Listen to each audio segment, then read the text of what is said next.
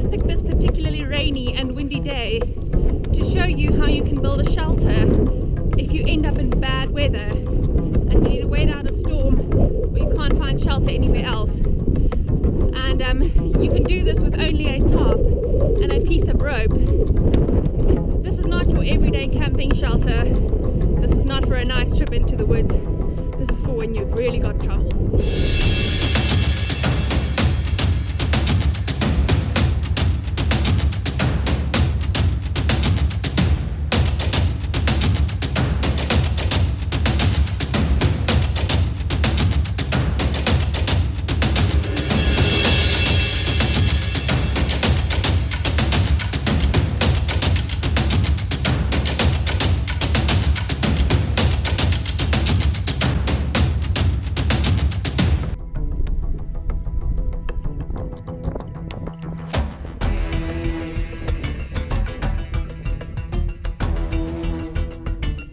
It's important to choose a campsite carefully.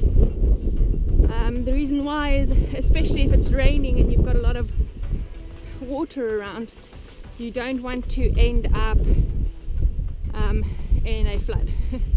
So if you're going to make camp in the bend of a river and it rains a lot and suddenly there's a whole lot of water that comes down the mountain, your campsite's probably going to wash away. So choose an area where you can see that there is proper drainage for the water that does not include your campsite, and think of other things as well. If you camp near water sources, you're going to get a lot of animal activity around your camp.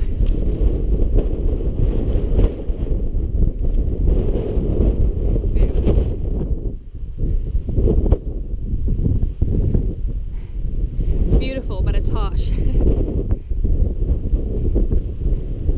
So if you're camping near a river or near a dam or a water hole, you'll see a lot of animal prints and tracks or animal droppings around your campsite.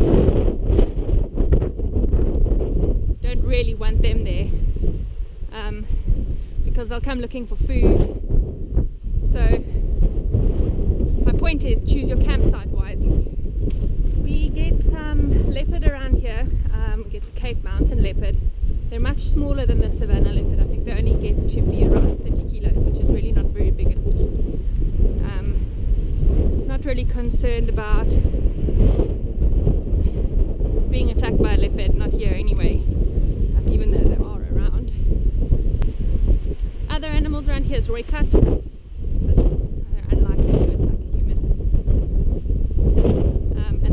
Which are actually relatively dangerous when threatened. There's quite a lot of baboon droppings around here, and for whatever reason they really like to poop on the rocks. So it's not hard to spot where they've been. They also make quite a big noise every now and then, so I know that they're somewhere down in the valley over there.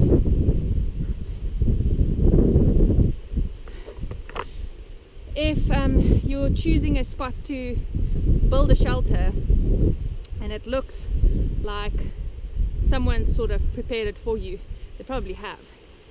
There's probably another animal that sleeps there. So be careful also. If it looks too easy, it looks too good to be true, it often is. Here's the water. I've built a shelter like this before. It was in very interesting circumstances. And I just wanted to show you what I did, because I actually ended up doing relatively well in my shelter. It was very rudimentary, very basic, but it kept me dry and I slept like a rock.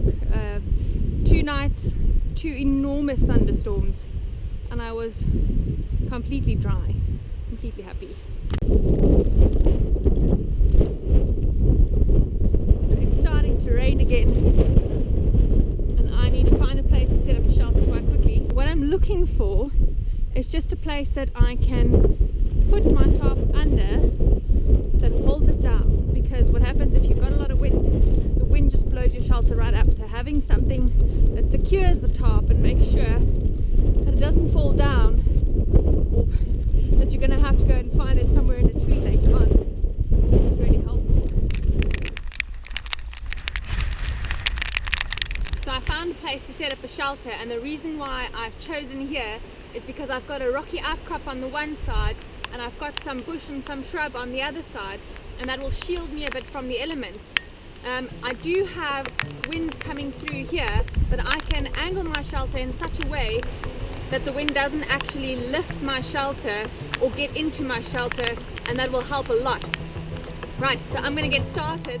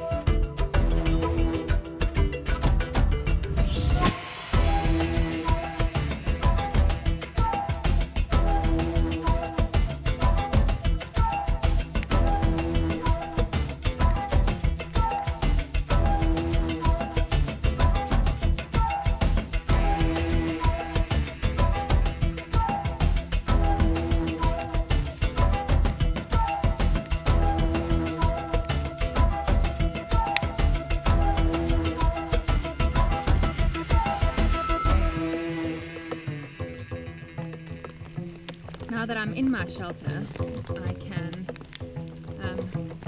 start working on getting dry again, because realistically, if you are building a shelter in the rain, you are going to actually get wet.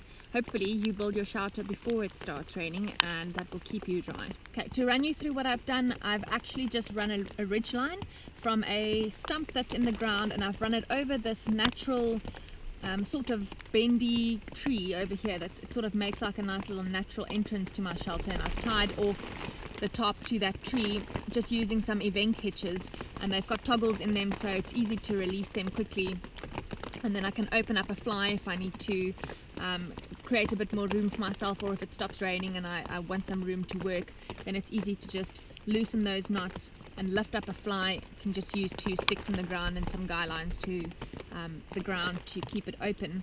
I've used all of the same rope throughout. I haven't got guy lines for this ground sheet. And the first time around when I built this shelter, I actually had no rope whatsoever. I had a tiny piece of string. It was probably about this long. And it literally tied off the one side of the tarp, and what I used was my knife. I had my Victorinox knife, and I just used it to jab the other end of the shelter into a tree or into a log that was lying on the ground, and that stayed. And I mean, that was a much worse storms than what we're in right now, and it lasted. That was a little bit more like a bivy bag, I'd say, bivy bag shelter, but it did also have a little bit of headroom, and I stayed dry, perfectly dry. So that also works. And just use whatever is in your environment. You don't have to have a specific kind of rope, although it is better to maybe have a bit of bank line and to set up some sort of ridge line with paracord that's nice and strong. So that's definitely going to benefit you. But if you don't, you can still build a shelter even if you don't have all of those materials. You just have to improvise a little bit. And then try and think through what sort of challenges you're facing. So if you've got a lot of rain coming down, then try and angle your shelter away from the rain. If you've got a lot of wind, try not to build your shelter in a direction where you're getting the wind blowing right into your shelter, and try and keep an entrance for yourself, but try to make sure that your entrance is sort of shielded from the weather and from the rain. So this is looking right into the bush here, so I'm not getting any wind from this direction, and the rain that's coming through is just coming through this side opening over here. And then if you have time and it's not raining yet, but you know it's going to rain, you can make yourself some nice tent pegs, or if you carry tent pegs with you, you can use tent pegs. But if you don't have tent pegs, you can actually just use a couple of rocks, or quickly get together some stakes, and that will help you as well, or use a log like I did, and I just used a knife. And you don't have to have 2 trees to tie your ridge line to. This is tied from a stump that's in the ground over a small tree, and then it's tied to a rock at the back of the shelter. And if you are going to tie it to a rock, that's perfectly fine. Just make sure that it's sort of a rough surface, that your line's not going to slip off of it, or that it's got a natural crevice in it that you can run the line through, so that your line doesn't move up and you end up having to mend your shelter in the middle of the night or in the dark or in the rain. So just make sure that it's nice and secure. The other knot that I've used at the back, I've tied the top to the ridge line using a figure 4 knot, and that just allows me to tension it and make sure that the top stays taut on the ridge line. And on this side, I've just used the 2 event hitches to secure it to this nice natural round door that I've got here, a tree that's just grown in a arc that I've tied the shelter to. The advantages of this is that because it's low profile and it's quite low to the ground, you're not going to get a lot of wind on it. And if you select the place where you build your shelter really carefully, you might actually already eliminate a lot of the wind just by placing your campsite or placing your shelter in the right place. I am on a little bit of a slope here, so the water is going to run past me. It's going to run downhill. Ideally, you don't want to build your shelter right at the top of a hill, because you're actually going to get so much weather that way. A lot more wind is going to come past your shelter, and then you don't want to be way down in a valley either, because then you're going to get all of the water accumulating there. So I'm sort of halfway up a mountain at the moment, and you can see I'm still getting a lot of wind, a lot of rain here, but at least it's not the extremes. And then the other thing that you need to consider is that you've got one side that's open. So if you have a door or an open space, try and put that where you're not going to get the wind coming in or blowing in, or the rain coming into your shelter. So try and angle your shelter in such a way that you don't have a door facing the weather. The one disadvantage of the shelter is that you don't have a lot of space in it, but because it's low profile, you don't get a lot of the weather, you don't get a lot of wind blowing around, and at least you'll stay out of the elements that way. Also, because it's a little bit smaller, you are going to be a bit warmer. It's going to keep that warm air in and closer to you, because this is more of a ground sheet. It's quite an old ground sheet, but because it's quite a thick plastic, it's a really nice insulating material, and you can use whatever tarp or whatever covering you have, and it'll work perfectly fine. The rain's pouring down now. The other disadvantage is that because there isn't a large open fly in this configuration of the shelter, it's really difficult to build a fire and to harness the heat from that fire into your shelter. And this is not actually a square tarp. It's sort of got 2 corners cut away from it. That's why I've got this open space over here. At the back it doesn't really matter because it's just folded in. And a lot of people would say this is similar to a coffin shelter or a body bag shelter. I think the only difference really is that instead of bringing the top, the 2 ends of the top together underneath me to form a floor, I've actually put the join on the side over here and overlap the roof with the floor, so no water is going to come in there. It's going to run right past the shelter, so the water that is dripping down here is actually just raining in. But yeah, that's just what you get for building a shelter in a storm. So that's it from me on building a stormproof shelter. Remember to comment down below, let me know where you're watching from, and if you've ever had to build a shelter in the rain, how you did it and how it turned out. I love to hear from you guys. Until the next time, stay safe.